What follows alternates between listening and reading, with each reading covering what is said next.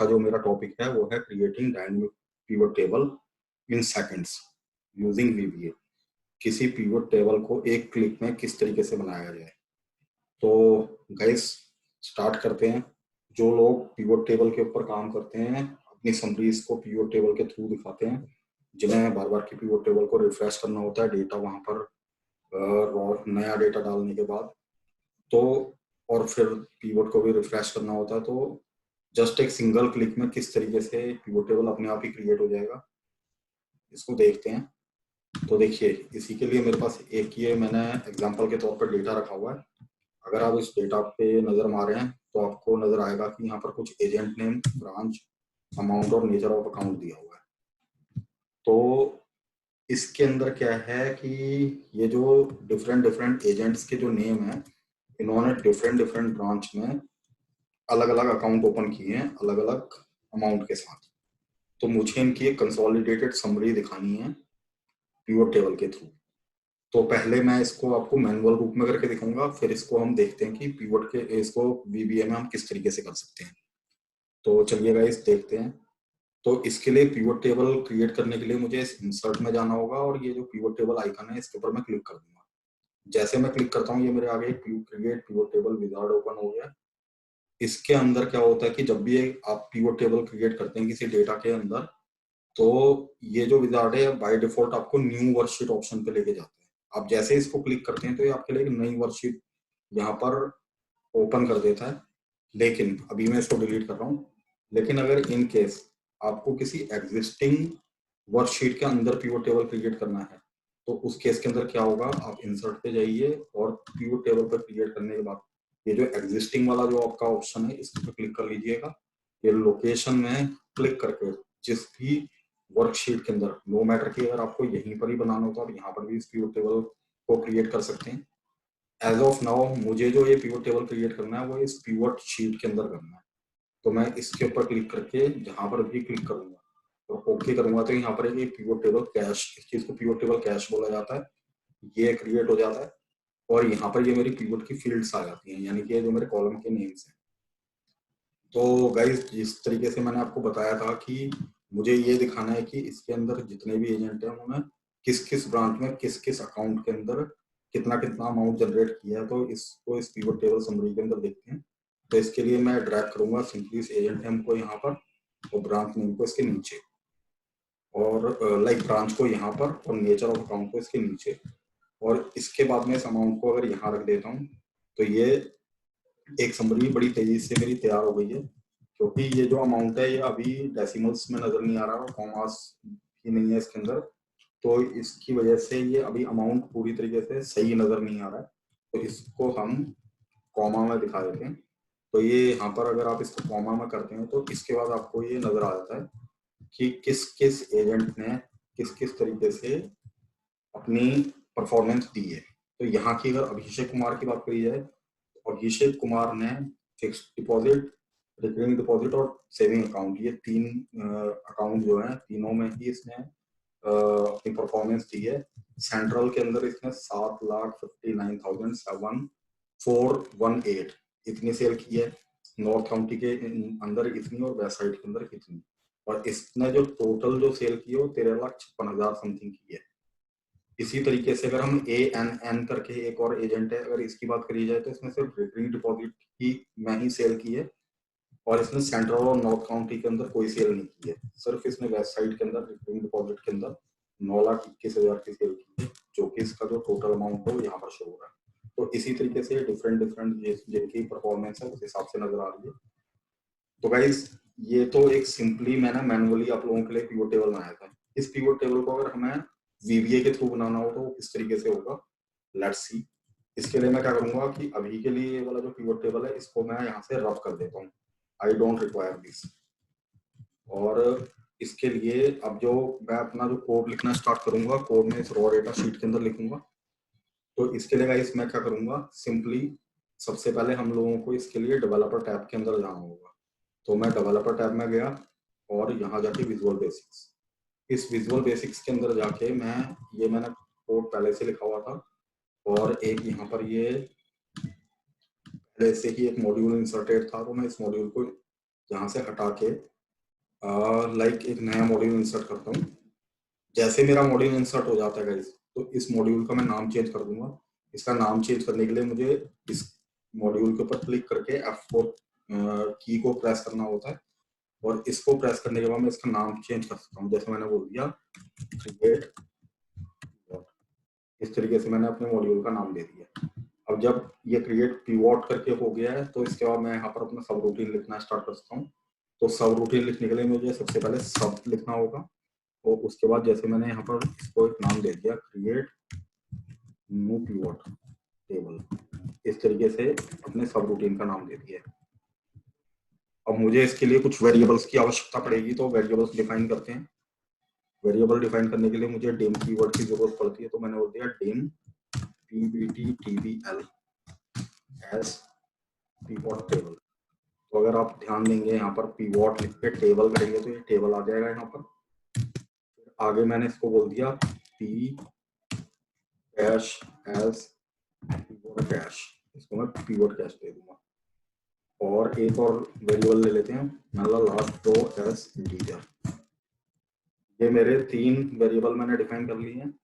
3 variable को define करने के बाद मैं यहाँ पर एक कोड लिखूंगा गाइस, क्योंकि देखिए इसकी मैकेनिज्म मैं क्या बनाने जा रहा हूँ कि मैं चाहता हूँ कि ये जो पीवोट वाली जो मेरी शीट है, ये एवरी टाइम यहाँ पर एक नई समरी तैयार हो और उसका नाम बदल के पीवोट हो जाए। तो मैं सबसे पहले इस पीवोट शीट को ही डिलीट कराऊंगा यहाँ पर।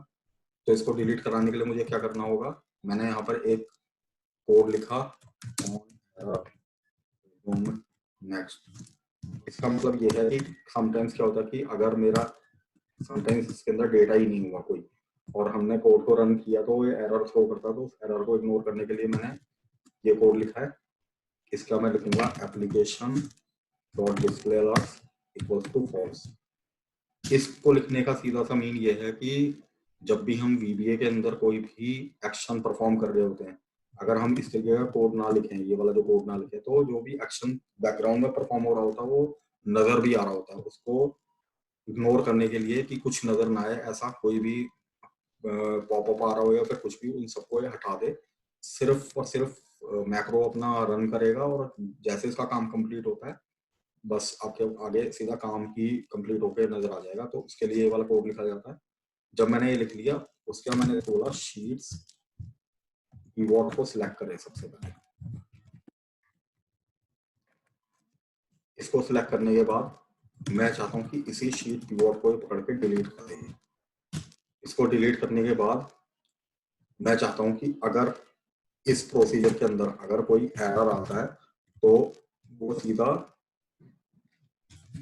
0 पे चला है। जब आप इस वाली चीज को लिख देंगे तो इसको लिखने के बाद आप ये जो एक्शन हो रहा था अभी तक की, इसको ट्रू करा दीजिए कि यहाँ से मुझे आगे कोई प्रॉम्प्ट नहीं आना, तो इसको ट्रू कराना जरूरी है यहाँ से। अब लास्ट रो को डिफाइन कर लेते हैं। तो मैंने बोला जो लास्ट मेरी रो है ये क्या है, रॉ डेटा, जो मेरी शीट का नाम है गाइस, क्योंकि जो डेटा है वो मेरा इसके अंदर है। तो इसके अंदर मैं लास्ट रो डिफाइन कराना चाहता हूँ। लास्ट रो, इसका कॉन्सेप्ट मैं आपको बताता हूँ कि मैं इसके अंदर ये लास्ट रो के अंदर क्या कराने की कोशिश कर रहा हूँ। Dot sales rows dot count 1 dot end. इसका सीधा सीधा सा मीन ये होता है लास्ट रो का, ये डायनेमिक होता है ये वाला कोड। इसका सीधा सा मीन ये होता है कि इस शीट के अंदर अभी मेरी जो टोटल एंट्रीज है, अगर आप ध्यान देंगे तो 752 है। अगर रो का अगर मैं काउंट लूं तो ये इसके अंदर जो भी लास्ट रो का काउंट जहां पर मेरी वैल्यू होगी, ये उसको अपने अंदर स्टोर कर लेगा उस लास्ट रो के काउंट को, और वहां तक की डेटा इसके अंदर डिफाइन हो जाता है।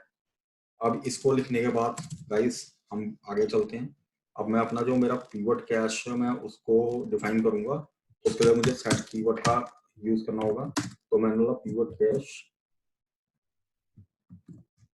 जो भी मेरी एक्टिव शीट है, एक्टिव शीट डॉट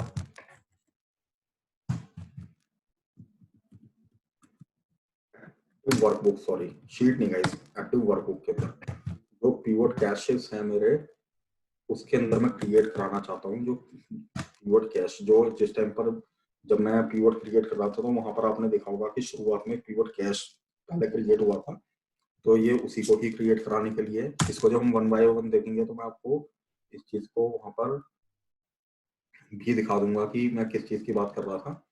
इसके बाद जब पीवट कैश को आप वो कराएंगे तो ये आपसे पूछता है, अब सिंटेक्स के ऊपर अगर हम ध्यान दें तो सिंटेक्स बोलता है source type as Excel pivot table source type. तो यहाँ पर हमने वेरी सिंपली लिखना है सोर्स टाइप इस तरीके से और कॉलन इक्वल टू, और वो हो जाएगा एक्सेल डेटाबेस। एक्सेल डेटाबेस, इसके बाद आपने आगे लिखना है जो आपका सोर्स डेटा होगा, यानी कि सोर्स डेटा की अगर बात करी जाए तो सोर्स डेटा तो मेरा यही है गाइस, ये सोर्स डेटा किसमें, इस रॉ डेटा वाली शीट में। तो इसको आप इस तरीके से डिफाइन करेंगे, रॉ डेटा, एक ये एक्सक्लेमेशन मार्क लगाएंगे और उसके बाद जहां से लेके जहां तक की आपकी रेंज होगी, तो मैं यहाँ पर पूरी रेंज ले रहा हूँ ए से लेके पूरी डी, तो इसको आप इस तरीके से ले लीजिए यहाँ पर ए से लेके डी तक की पूरी, और इसको क्लोज कर दीजिए। तो ये आपका पीवट कैश हो जाएगा। पीवट कैश को आपने एक बार डिफाइन करा दिया। अब यहाँ पर मैं बोलूंगा विद पी कैश, और इसके अंदर मैं पीवट टेबल की जो फील्ड है उनको क्रिएट कराऊंगा। तो कीवर्ड क्रिएट पीवट टेबल को, तो क्रिएट पीवट टेबल मैंने लिखा, और इसके बाद ये पूछ रहा है सिंटैक्स के अंदर टेबल डेस्टिनेशन, तो टेबल डेस्टिनेशन, वेरी केयरफुली इस चीज को लिखना है हमने। और जब आप ये क्या बोलते हैं टेबल डेस्टिनेशन दे देंगे, तो टेबल डेस्टिनेशन को आप कुछ मत बोलिए, सीधा ब्लैंक करा दीजिएगा।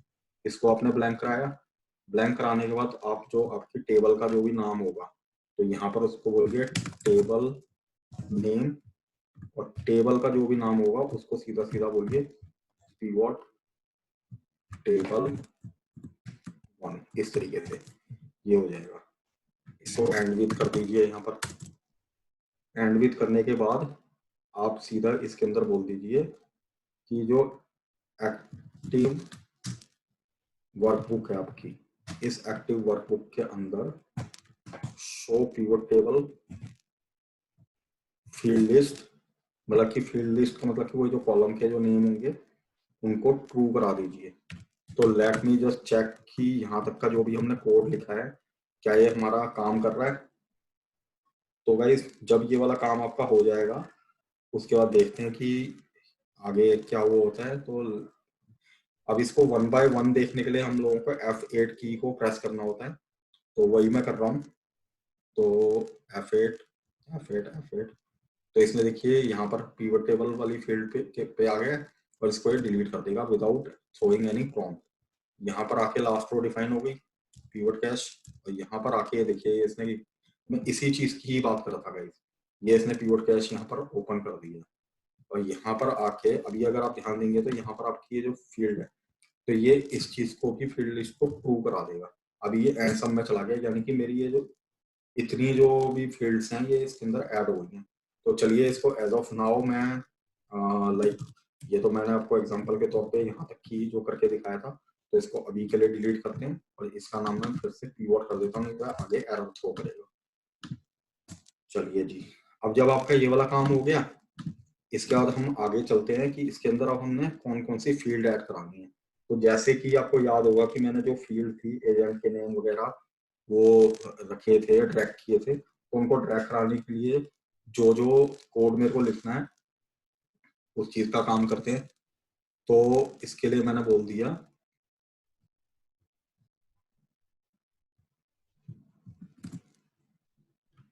इधर मैं ना विद कीवर्ड का ही यूज करूंगा गाइस, तो मैंने बोल दिया with active sheet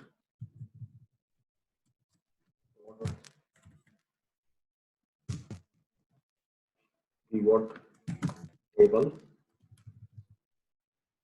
active sheet dot pivot table, और जो भी आपकी pivot टेबल का नाम है, तो pivot टेबल का जो मेरा नाम है वो ये है, तो ले लेते हैं यहाँ पर विद इन ब्रैकेट। तो ब्रैकेट को इस तरीके से लगा के आपने देना है, इसको क्लोज कीजिए डॉट, और यहाँ पर बोल दीजिए pivot फील्ड्स, जो भी आपकी पीवोट की फील्ड है जिसको कि आप यहाँ पर दिखाना चाहते हैं। तो कॉलम की अगर मैं बात करूं तो कॉलम में गाइस हमने क्या चीज रखी थी, कॉलम में हमने नेचर ऑफ ब्रांच को रखा था। तो इसके अंदर मैं क्या करूंगा, यहाँ पर इस कॉलम इसको बोल दूंगा pivot fields ब्रांच। और उसके बाद जब आपने इसको रख दिया तो यहाँ पर आप लगाइए डॉट। डॉट लगा के, क्योंकि इसमें मैंने विथ कीवर्ड का यूज किया, अगर मैं विथ का अगर यूज ना करता तो ये सब मेरे को बार बार के लिखना होता। मैं ये सारी चीज बार बार के नहीं लिखना चाहता, इसलिए मैंने इस विथ कीवर्ड का यूज किया यहाँ पर। तो मैंने बोला with active sheet pivot table, और जो भी पिवट टेबल में ब्रांच है उसके अंदर जो इसकी ओरिएंटेशन होगी, ओरिएंटेशन का मतलब ये है कि जहां पर मुझे इसको उठा के रखना है, ड्रैग करना है, तो ओरिएंटेशन हो जाएगा मेरा इक्वल टू, अगर आप यहाँ पर एक्सेल कॉलम फील्ड, ये पिवट टेबल के लिए होता है, मैं फिर से आपको एक बार लिख के दिखा देता हूँ। एक्सेल कॉलम, जैसे आप कॉलम करके इस तरीके से करते हैं तो ये आपको यहाँ पर देखेंगे तो देखिए यहाँ पर क्या क्या आ रहा है, एक्सेल कॉलम क्लस्टर्ड, लेकिन अगर फील्ड की बात करी जाए तो इसी फील्ड की बात हो रही है। और डॉट इसके अंदर आप बोल दीजिए इसकी पोजीशन 1, ये बाय डिफॉल्ट 1 होती है तो इसको 1 ही रखिए, विथ करा दीजिए इसको। ये तो हो गई हमारी किसकी बात गई, इस कॉलम की। अब इसके बाद क्योंकि अभी हमारे और भी आगे के चलते रहते हैं तो इसी चीज को मैं दोबारा कॉपी करूंगा, कॉपी करके यहाँ नीचे पेस्ट कर दूंगा। पेस्ट करके यहाँ पर जो मेरी अपनी दूसरी फील्ड है जिसको मैं रो फील्ड में रखना चाहता हूँ, तो रो फील्ड में एक तो मैं इस एजेंट के नेम को रखना चाहता हूँ, तो वेरी केयरफुली इस कॉलम, ये जो हेडर है सॉरी, ये जो हेडर है, हेडर को कॉपी कर लीजिए और हेडर को इसके अंदर रख दीजिए इस तरीके से, और इसको आप बोल दीजिए इस तरीके से हटा के एक्सेल, जैसे इसको आप रो बोलते हो तो ये आपको रो फील्ड पे ले जाता है इस तरीके से, अगर आप ध्यान देंगे तो ये एक्सेल रो फील्ड है।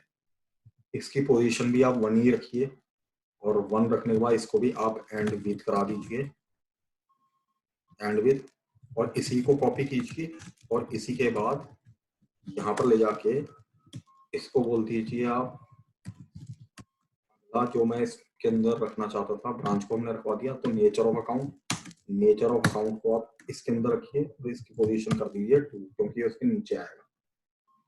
अब जब हमने ये 3 चीजें रख ली है तो इसके बाद लास्टली मेरा क्या रहता है, लास्टली लाइक मुझे अपना जो मेरी डेटा फील्ड है, डेटा फील्ड की बात होती है, तो डेटा फील्ड के लिए हम लोग क्या करेंगे, मैंने बोल दिया इसी चीज को मैं कॉपी करूंगा। डेटा फील्ड में बताता हूँ गाइस, जहां पर हमने लास्टली जो अमाउंट या न्यूमेरिकल वैल्यूज जो डालनी होती हैं, तो इसको मैं इस तरीके से कॉपी करूंगा, कॉपी करके जो अमाउंट है इस अमाउंट को इस तरीके से उठा के इसके अंदर रख दूंगा, ये मेरी पिवट टेबल की फील्ड हो जाएगी। ओरिएंटेशन होएगा इसकी एक्सेल, आप जैसे इसको डेटा करते हैं तो डेटा एक्सेल डेटा फील्ड करके आता है इसके अंदर,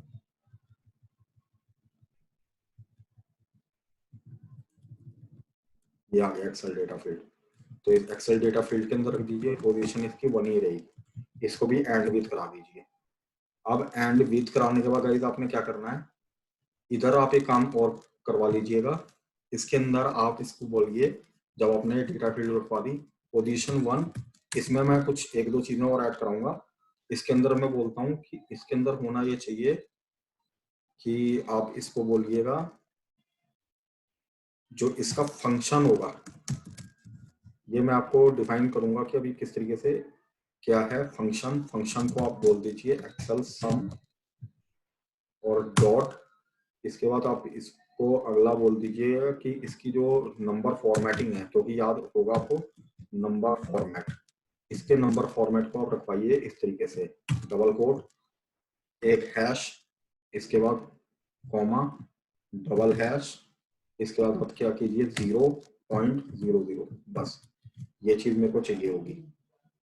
ये हो गया बस, उसका आप पोजीशन वगैरह देख चुके, पोजीशन को तो मैं यही कहूंगा कि आप इसको सबसे लास्ट में रखिएगा, तो पोजीशन को लास्ट में रख दिया हमने। इसके बाद आप इसको अपने एंड विथ करा दिया, उसके बाद आप इसको बोल दीजिए कि एक्टिव शीट को सिलेक्ट करे इसी को, और इसके बाद इसका जो भी नाम होता है एक्टिव शीट डॉट नेम, इसको ये उठा के फिर से पिवट करके बना दे, इसका नाम दे दे और active window dot display grid lines करके आ रहा होगा, ये ग्रिड लाइन सेकंड नंबर पे, इसको फॉल्स करा दीजिए सो दैट की जो पीछे की ग्रिड लाइंस होती हैं ये ग्रिड लाइंस नजर ना आए। जैसे कि मैं आपको एक बार मैनुअली इसको करके दिखा देता हूँ। ये ग्रिड लाइन हमारी यहाँ पर नजर आ रही होती है, जैसे मैं इसको अनटिक करूंगा तो ये पीछे की सारी ग्रिड लाइन गायब हो गई। तो यही काम वहां पर कराना चाहता हूँ। तो गाइस जैसे आपका पिवट टेबल क्रिएट होता है तो लास्ट में मैसेज बॉक्स लगा दीजिए और मैसेज बॉक्स में बोल दीजिए हियर, मतलब जो भी आपका मैसेज हो, जैसे मैंने यहाँ पर लिख दिया हियर इज योर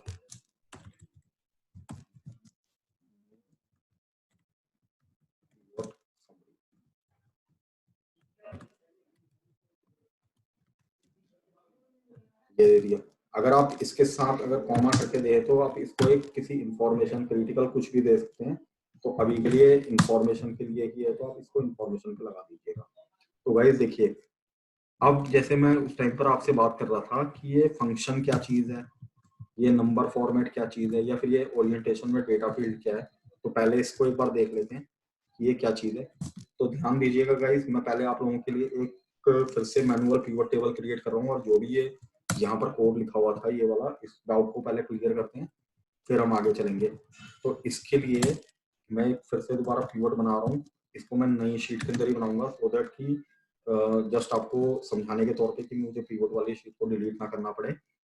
तो जैसे मैंने इसको ओके किया और यहाँ पर सेम वही समरी मैंने यहाँ पर भी तैयार कर दी है। अब गाइस देखिए, जैसे कि सपोज कीजिए कि ये जो यहाँ पर, तो ये अगर आप ध्यान देंगे तो इसको सम ऑफ अमाउंट बोलता है, लेकिन समटाइम्स क्या होता है कि रिक्वायरमेंट हम लोगों की होती है कि हमें दिखाना काउंट है, लेकिन ये बाय डिफॉल्ट इसको सम ले रहा है।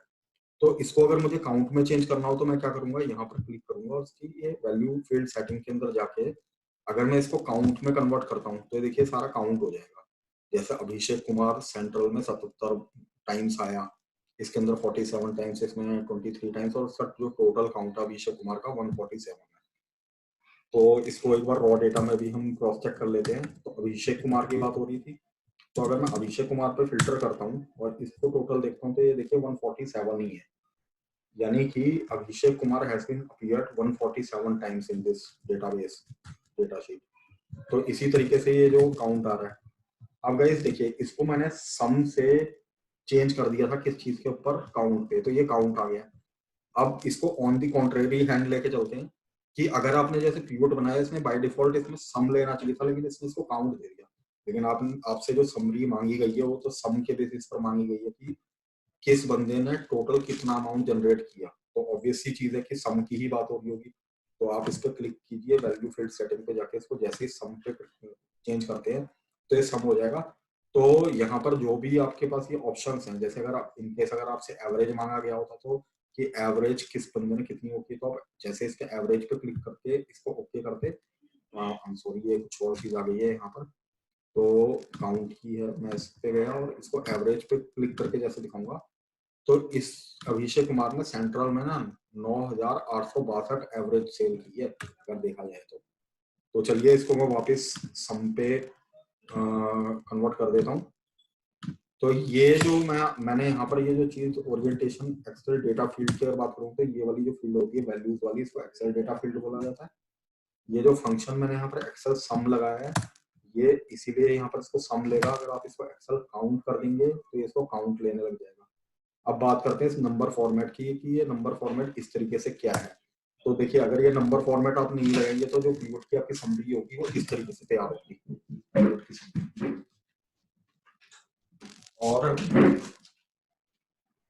अगर आप इसके अंदर इस तरीके से लगा देते हैं तो लाइक अगर नहीं लगाते तो इस तरीके से, तो इसको अगर मुझे डेसिमल प्लेसेस के अंदर दिखाना है तो ऑब्वियसली चीज है गाइस, फिर मुझे यहाँ पर इसका फॉर्मेट चेंज करना ही पड़ेगा। तो वो फॉर्मेट चेंज करने के लिए ये वाला कोड लिखा जाता है और पोजीशन तो मैंने आपको बता ही दिया था कि इसकी 1 होनी चाहिए।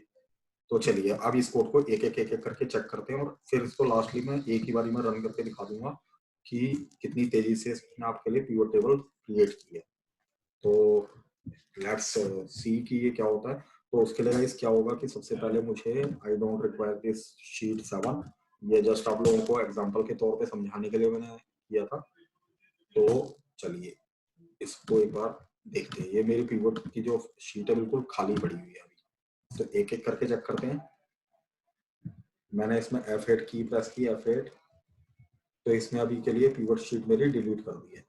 अब ये यहाँ पर जाएगा, जाने के बाद एक नई शीट इसने एंटर की और यहाँ पर आके एक्सेल कॉलम फील्ड में ये ब्रांच को रख देगा। हम सॉरी, ये कुछ यहाँ पर प्रॉब्लम आई है, तो लेट मी जस्ट चेक किए क्या कह रहा है इस चीज को।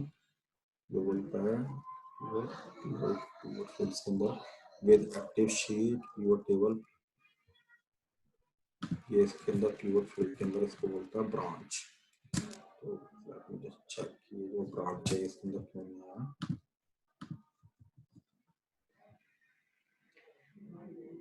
तो guys just give me 1 second, एक मुझे इस चीज के लिए एक छोटी सी रेफरेंस की जरूरत पड़ेगी। समटाइम्स होता क्या है कि इसी तरीके की दिक्कत सामने आ जाती है।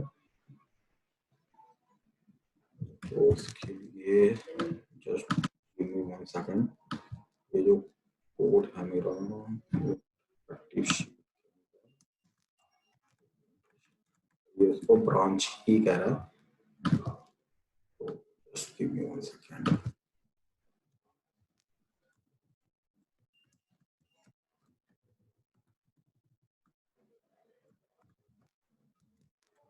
जो हमने ब्रांच लिखा था कहीं एक बार चेक करना होगा कि इसके अंदर स्पेस वगैरह तो नहीं है।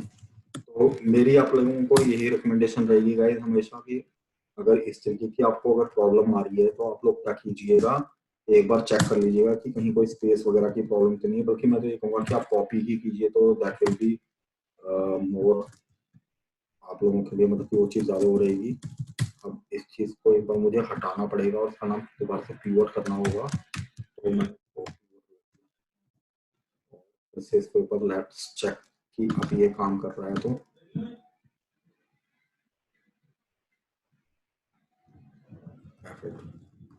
इसने शीट को डिलीट किया, यहाँ पर पिवट कैश लगाया और यहाँ पर आके गाइस देखिए अगर आप ध्यान देंगे तो इसको जैसे मैं कॉलम फील्ड के, देखिए ये यहाँ पर इसने ब्रांच ले लिया। इस ब्रांच को लेने के बाद जब मैं ऐसे करके नीचे आ रहा हूँ तो ये देखिए ब्रांच आपकी कॉलम फील्ड में आ गई है। अगर आप ध्यान देंगे तो ये पहले नहीं आ रही थी। और इसके बाद हम लोगों ने आगे चलना है, इसकी पोजीशन ये बनी रखेगा। यहाँ पर भी ये सेम वही प्रॉब्लम मेरे को दे रहा है विद एक्टिव शीट टेबल्स होनी चाहिए। Alright, so this is the problem. ये छोटी मोटी हमारी गलतियां होती हैं, इन्हीं की वजह से प्रॉब्लम होती है। ठीक है, बाकी सब कुछ ठीक है गाइस। तो जस्ट इस वाली शीट को मैं डिलीट करता हूँ और this code will now be fine. चलिए अब इसको एक एक करके देखते हैं। देखिएगा इस, क्योंकि कुछ थोड़ी बहुत प्रॉब्लम उस कोड के अंदर थी एस, तो इसीलिए हमें थोड़ा सा ध्यान देना है। तो जब आप इस वीडियो को देख रहे होंगे तो आप एक एक चीज को बड़े गौर से देखिएगा। इसका अगर आपको नोट कहीं पर ही बनाना हो तो आप इसका नोट भी बना लीजिएगा। स्पेलिंग मिस्टेक्स कहीं पर ही नहीं होनी चाहिए। इस एक्सरसाइज को अगर आप पूरी तरीके से अगर ढंग से देखेंगे तो you will not make any mistake और आपकी कीवर्ड की समरी बहुत अच्छे से बनेगी। तो देखिए F8 अब एक एक करके इस चीज के अंदर देख लेंगे कि क्या क्या बैकग्राउंड के अंदर हो रहा है। तो देखिए इसने एक मेरा ये कीवर्ड कैश बना दिया और यहाँ पर अभी आप देखेंगे तो ये मेरी जो कॉलम के जो नेम्स हैं, कॉलम के नेम्स यहाँ पर शो हो रहे हैं, लेकिन अभी यहाँ पर कुछ नहीं है। तो अब इसको आगे चल के यहाँ पर देखते हैं। तो देखिए यहाँ पर मैंने इसको बोला कि जो ब्रांच है उसको एक कॉलम फील्ड में रखे। तो ध्यान दीजिएगा, अब मैं जैसे F8 करके नीचे आ रहा हूँ तो यहाँ पर आके ये जो ओरिएंटेशन है यहाँ पर मैंने इसको बोला है ना कॉलम फील्ड पे रखना है। तो यहाँ ध्यान दीजिएगा, तो जैसे मैंने F8 किया तो देखिए ब्रांच यहाँ पर उठ के आ गई है, इसकी पोजिशन बनी रहेगी। ऐसे ही एक्सेल की जो रो फील्ड है, तो अभी अगर आप ध्यान देंगे यहाँ एक्सेल की फील्ड में, तो एक्सेल में यहाँ पर ये central north county west side वगैरह आ गए और हम अभी कहाँ पर थे, यहाँ पर। तो अब रो फील्ड की बात हो रही होगी तो दोनों तरफ ही इस चीज का ध्यान देने की जरूरत है। मतलब पिवट फील्ड के अंदर क्या हो रहा है और एक्सेल की वर्कबुक के अंदर क्या इसका इम्पैक्ट आ रहा है, तो ध्यान दीजिएगा। अब जैसे मैं रो फील्ड करूंगा गाइस तो रो फील्ड के अंदर हमने एजेंट नेम बोला हुआ, तो एजेंट नेम मेरे यहाँ पर आ जाएंगे। तो ये एजेंट नेम ऐसे आ गए और देखिए एजेंट यहाँ पर भी आ गए। और इसके बाद इसकी भी पोजीशन 1। अब यहाँ पर नेचर ऑफ जो अकाउंट है इसके नीचे आ जाना चाहिए। तो इसको मैंने जैसे 2 बोला है तो देखिए इसके नीचे ही आपके नेचर ऑफ अकाउंट आ गए। और इसके बाद हम यहाँ पर आ जाते हैं। तो अगर आप ये एक्सेल की डेटा फील्ड की बात करें तो इसके लिए मैं यहाँ पर अमाउंट रखा हुआ है, तो ये अमाउंट भी यहाँ पर आ जाएगा। तो देखिए सारा अमाउंट आ गया। और इसके बाद मैंने इसका जो फॉर्मेट है वो चेंज कराया है, तो देखिए फॉर्मेट भी चेंज हो गया सारा, जैसा मैंने आपको बोला था।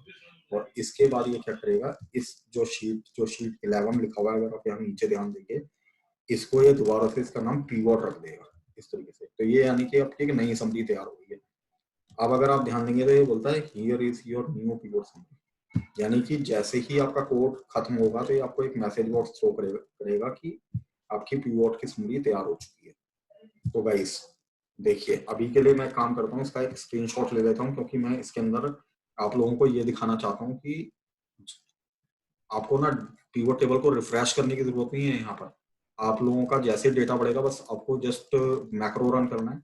मैक्रो के रन करते ही ये अपने आप ही आपको उठा के दे देगा कि क्या है। तो इसको स्नैपिंग टूल के थ्रू मैं एक बार मैं ये देखना चाहता हूँ कि क्या इम्पैक्ट आता है। तो देखिए गाइस अभी के लिए अगर हम बात करें तो मैं इसको रेड पेन से हाईलाइट कर लेता हूँ। रेड पेन पे अगर हम अभिषेक कुमार की या इन लोगों की बात करें तो ये इसने इस तरीके की सेल की है, या फिर हम ये अनूप या AMN ये जो भी इनकी भी देख लेंगे कि क्या क्या सेल है और क्या इम्पैक्ट इसके अंदर पड़ा है। तो मैं दोबारा से नेक्स्ट डे ऑफिस आया और मैंने इस जो रॉ डेटा है, इस रॉ डेटा के अंदर ये अमाउंट ये लोगों को बढ़ा दिया और इस अमाउंट को भी चेंज कर देते हैं। तो मैं यहाँ पर एक फॉर्मूला चलाऊंगा, ये सारा का सारा डेटा वॉश करके सारा डेटा हटा देता हूँ और यहाँ पर मैं इसको बोलता हूँ लैंड बिटवीन इन लोगों की सेल है 5000 से लेके 1,50,000। चलिए ज्यादा मोटी सेल नहीं लेते, 5,000 से लेके 35,000 तक की इनकी सेल उठाते हैं और इसको ड्रैग कर देता हूँ। तो गाइस अगर आप लास्ट ध्यान देंगे तो लास्ट की जो हमारी समरी थी वो 751 जो उसके अंदर रो काउंट था उतना था। आज इसका रो काउंट 1500 समथिंग हो गया, यानी डबल हो गया। अब इसको मैं अपनी जो कीवर्ड की समरी है इसको रन करना चाहता हूँ। तो उसको रन करने के लिए गाइस मुझे क्या करना होगा, फिर से अपने डेवलपर टैब के अंदर जाऊंगा और डेवलपर टैब के अंदर जाने के बाद मुझे अपने इस मैक्रो को रन करना होगा। तो मैं डेवलपर के अंदर गया और अगर आप ध्यान देंगे तो यहाँ पर ये मैक्रोस करके आइकन है, मैक्रो पे जाइए और ये जो आपका मैक्रो इसको रन कर दीजिए। तो जैसे आप इसको रन करते हैं तो ये देखिए here is your keyword summary. अब अगर आप इसको कंपेयर करना चाहें अपनी इस शीट के साथ तो देखिए पहले इसका जो अमाउंट था अभिषेक कुमार का वो कितना था, 7,59,418। And now if you will compare this to this one, तो ये आपकी 29,64,000 समथिंग हो गया। तो जैसे जैसे आपका डेटा बढ़ता जाएगा वैसे वैसे यहाँ पर पीवट की समरी अपनी आप ही अपडेट हो जाएगी guys. You will just have to run your macro. अब देखिए अब इस ये जो क्योंकि हमने जो अपनी कोडिंग की थी, कोडिंग तो हम लोगों ने अपने मॉड्यूल पे की थी। मैं चाहता हूँ कि मॉड्यूल पे तो हम लोग मतलब बार बार की बंदा डेवलपर टैब में आएगा, डेवलपर टैब में आके मैक्रो के अंदर क्लिक करके रन करेगा। No, I just want one button to be placed here. as soon as any user clicks on that button वो अपने हिसाब से काम करेगा। तो उसके लिए गाइस हम लोगों को क्या करना है, ये आप अगर ध्यान देंगे तो यहाँ एक इंसर्ट करके ये ब्रीफ केस बना हुआ है, आप इस पे क्लिक कर लीजिए और एक कमांड बटन यहाँ से ले लीजिए एक्टिव कंट्रोल फील्ड से। इस तरीके से यहाँ पर इसको प्लेस कीजिए और इसकी प्रॉपर्टीज में जाके इसका नाम चेंज कर दीजिए, लाइक जैसे मैंने बोल दिया क्रिएट न्यू समरी। कुछ भी आप नाम दे दीजिए अपना जो भी आपको पसंद आता है उस हिसाब से, और मीनिंगफुल होना चाहिए, यूजर को पता होना चाहिए कि ये बटन क्या काम कर रहा है। जब आपने इसके ऊपर कर लिया इस पे डबल क्लिक कीजिए और जो भी आपकी ये जो सब रूटीन का जो भी नाम होगा, जैसे देखिए ये मॉड्यूल का नाम क्रिएट कीवर्ड टेबल मैंने बनाया था, आपने क्या करना है इसके ऊपर जाके जो भी सब रूटीन का नाम है, जैसे सब रूटीन का नाम मैंने लिखा था कि क्रिएट कीवर्ड टेबल, तो इसको वेरी केयरफुली कॉपी कीजिए। कॉपी करने के बाद वापस से अपने इस कमांड बटन पे आइए, डबल क्लिक कीजिए और यहाँ पर लिखिए सिंपली कॉल और इस सब रूटीन को यहाँ पर कॉल करा दीजिए। That's it, this is the complete procedure guys. अब एक काम करते हैं, मैं यहाँ से इस पिवट टेबल को बिल्कुल रब कर रहा हूँ, लाइक खत्म कर रहा हूँ यहाँ से इस पिवट टेबल को, इसकी मेरे को जरूरत नहीं है। ओके ओके, तो जैसे मैं इस पे क्लिक करता हूँ ना गाइस, देखिए तो ये क्या करेगा, फटाक देने से मतलब पिवट टेबल बना देगा। Here is your pivot summary, ये आपकी नई पिवट की समरी आ गई है। लेकिन मैंने ना एक गलती की है इसके अंदर, सॉरी उसके लिए। एक्चुअल में मुझे अपनी जो कोडिंग थी, जो कॉल कराना था मुझे, वो कॉल मुझे एक्चुअल में रॉ डेटा वाले बटन पे कराना था, रादर देन मुझे ना इस पे कोडिंग कराने के अलावा मेरे को लाइक रॉ डेटा वाली शीट के अंदर कराना था। भले इस बटन को रॉ डेटा वाले में प्लेस कराना था। तो चलिए इसके लिए मैं फिर से इस तरीके से प्लेस कराऊंगा और इस पे ले जाके फिर से इसका नाम दे देता हूँ।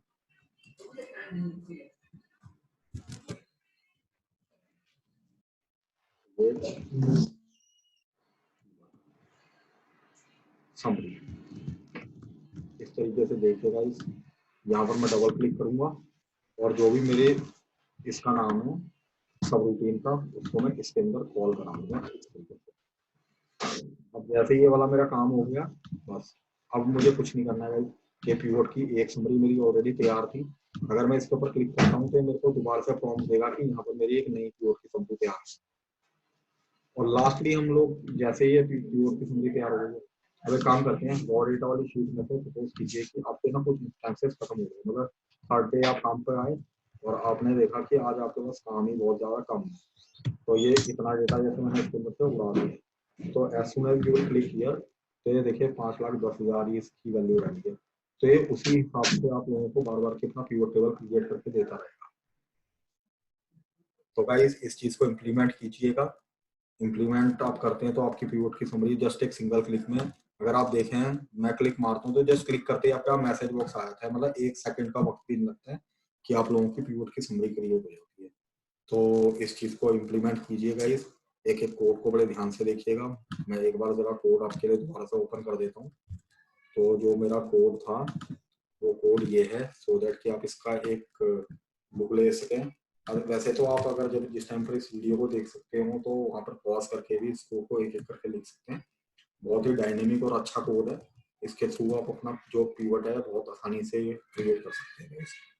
तो अगर इन केस आपको ये वाली वीडियो पसंद आती है तो मैं फिर से आप लोगों से रिक्वेस्ट करूंगा कि मेरे चैनल को सब्सक्राइब जरूर कीजिएगा और अपने वैल्यूएबल कमेंट्स नीचे जो कमेंट सेक्शन है वहां पर जरूर दीजिएगा। As of now I am signing off guys. आप लोगों का बहुत बहुत धन्यवाद वीडियो वॉच करने के लिए। शब्बा खैर।